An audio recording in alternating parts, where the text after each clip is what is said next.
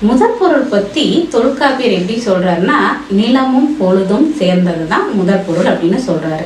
அதாவது முதல் எனப்படுவது நிலம் பொழுது இரண்டின் இயல்பு என மொழிப இயல்பு உணர்ந்தோரே அப்படின்னு சொல்லி தன்னோட அழகான நூற்பால குறிப்பிட்டிருக்காருங்க.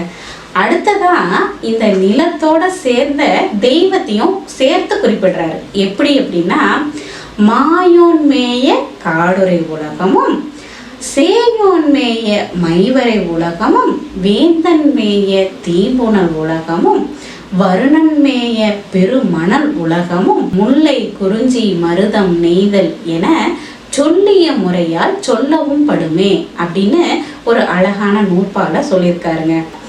மாயோன் அப்படின்றவர் திருமால், காடுரை உலகம் அப்படின்னா அது காடும் காடு சார்ந்த பகுதியும் முல்லை எனப்பட்டது. அப்போ முல்லைக்குரிய தெய்வம் திருமால்.